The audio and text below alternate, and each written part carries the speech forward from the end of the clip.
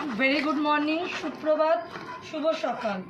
আজকে একটা ভালো রান্না করছি। দেখো, আমাদের সকলের প্রিয় বেগুনটা আগে ভেজে তুলে নিয়েছি, এটা আগে দেখিয়ে দিলাম, তারপর বলছি। এটা হচ্ছে আজকে রান্না হবে লোটে মাছ। আমি ধুয়ে নুন হলুদ মাখিয়ে রেখেছি। বেগুনটা ভেজে তুলে আমি আজকে লোটে মাছটা করব বেগুন দিয়ে। এবার সেই তেলেতেই, ভাজা তেলেতেই আমি কুচানো পেঁয়াজ দিয়ে দেবো।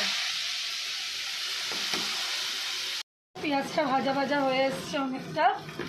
এই ভাজা ভাজা অবস্থা হয়ে গেল যখন, তখন আমি টমেটো দেবো। কতগুলো কাঁচা লঙ্কাও টমেটোর সাথে দিয়ে দিলাম, কাঁচা লঙ্কা মানে গন্ধটা উঠবে বলে। এরপর আমি আদা মশলাগুলো মেশাবো। এবার দিলাম এর মধ্যে নুন পরিমাণ অনুসারে। যেহেতু কাঁচা লঙ্কা দিয়েছি, লঙ্কার গুঁড়োটা বুঝে দেবে। একটু ঝাল ঝাল হলে খেতে ভালোই লাগবে। ধনে গুঁড়ো, জিরে গুঁড়ো, চিনি, এক ছিপি ভিনিগার দিয়ে একটু নাড়িয়ে নিচ্ছি। মশলাটা এখন কষা হবে। এরপর আমি এর মধ্যে দেবো হলুদ।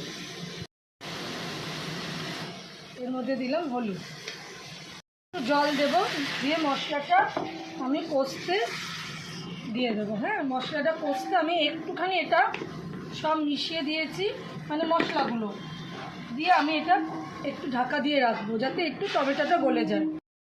ঢাকাটা খুলে একটু মশলাটা কষানোটা দেখে নিই কত দূর হয়েছে, কিন্তু এখনও হয়নি। আমাকে একটুখানি ঢাকা দিয়ে রাখতে হবে, টমেটোগুলো গলতে খুব সময় নেয়। কী অবস্থা, টমেটোগুলো অনেকটাই গলে গেছে।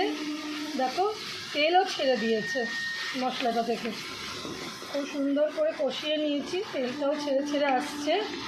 আর 2 মিনিট গেলে এবার আমি এর মধ্যে জলটা দিয়ে দেবো, বুঝলে? তেল ছেড়ে দিয়েছে, এবার আমি একদম অল্প জল দেবো, এইটুকু পরিমাণেই জল দেব। জলটা দিলাম। রান্নাটা শুধু দেখতে থাকো কেমন হয়। জলটা দিয়ে আমি একটু বন্ধ করে দেবো, জলটা ফুটুক।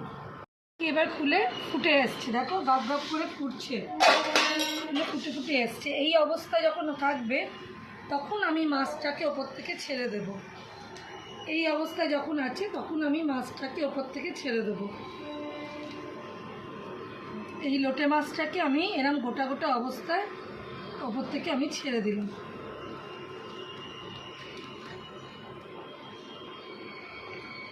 দিয়ে আমি আবার পুনরায় ঢাকা দিয়ে দিলাম। এইটা ফুটবে, এখন গপ গপ করে ফুটবে।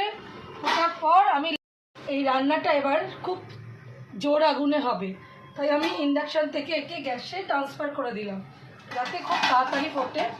আর এর সাথে সাথে আমি এর মধ্যে এই ভাজা বেগুনগুলোও অ্যাড করে দেব, একটা একটা করে।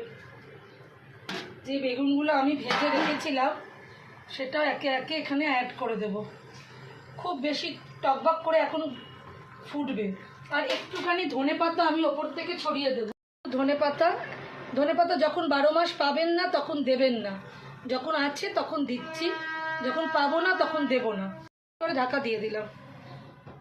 দেখো আমার হয়ে গেছে। এইটুকু গ্রেভি আমি রাখবো, কারণ এই গ্রেভিটা না থাকলে বাচ্চা খেতে অসুবিধা হবে, এবং এটা খুব তাড়াতাড়ি টেনেও নেবে, শুকিয়েও যাবে, এতটা থাকবে না। তো নামাবার আগে গরম মশলা কারোর মনে হলে দিতে পারো, আমি দেবো না আজকে। আর একটু কাঁচা লঙ্কা ছড়িয়ে দিলাম, যেহেতু তোমার এই মাছটা লোটে মাছ একটু ঝাল ঝাল ভালো লাগে, একটু কাঁচা লঙ্কা ছড়িয়ে দিলাম নামাবার আগে। ধনেপাতা আগেও দিয়েছি একটুখানি গন্ধটা ওঠার জন্যে, আবার নামাবার আগে আর একটুখানি ধনেপাতা কাঁচাটা উপর দিয়ে দিলাম। এবার আমি জিনিসটা নামিয়ে একটা ছড়ানো থালাতেই আমি রাখবো, যাতে এটা খুব সুন্দরভাবে থাকে। এই থালাটাতেই রাখবো। তো বন্ধুরা, এইভাবে বানিয়েও আমরা লোটে মাছ বিভিন্ন রকমভাবে বানাই। আমি এইভাবে বানিয়ে দেখেছি, প্রচণ্ড টেস্ট হয়, একটু অন্যরকম লাগে, রসুন ছাড়া, একদম ওই ঝুড়ো ছাড়া। এইভাবে বানিয়ে দেখো, অসম্ভব ভালো খেতে লাগে। তো বন্ধুরা, বন্ধ করলাম। এবার আমি জিনিসটা ঢেলে ফেলবো। আমি এই ছড়ানো জায়গায় এটাকে ছড়িয়ে রাখবো, মানে কোনো আমি এটা গুপচে জায়গায় রাখবে না, এটা না এরকমভাবে ছড়িয়ে রাখবে। দেখো মাছগুলো অলমোস্ট অনেকটাই গোটা গোটা আছে, দেখো মাছগুলো কি সুন্দর আছে। এটা না এরকম ছড়ানো থালায় রাখবে। দেখো মাছগুলো, দেখো এই দেখো মাছগুলো কীরকম পুরো পিস পিস আছে, দেখছো? এ দেখো মাছগুলো। কারো যদি ইচ্ছা এখানে একটু ওপর থেকে সর্ষের তেলে ছড়িয়ে দিতে পারো, কিন্তু আমার মনে হয় না কিচ্ছু আর লাগবে। এইরকম বড় একটা ছড়ানো জায়গা রাখবে, কোনোভাবে মাছগুলোকে একটা গুপচির মধ্যে বাটির মধ্যে ঢালবে না, এরকম রাখলে এবার আস্তে আস্তে ঠান্ডা হলে এই গ্রেভিটা টেনে নেবে। ভাতের সাথে মেখে খেয়েও আমি বলছি দুগাল ভাত বেশি খাবে, অন্য কিছু খেতে লাগবে না। তো কেমন লাগলো আমার আজকে এই বেগুন লোটে? যদি ভালো লাগে একটু কমেন্ট করো, লাইক করো, শেয়ার করো। আর লোটে মাছ কার কার প্রিয় একটু কমেন্ট করে জানিও, ঠিক আছে বন্ধুরা? তো কেমন লাগলো অবশ্যই জানিয়ে যেও। টাটা।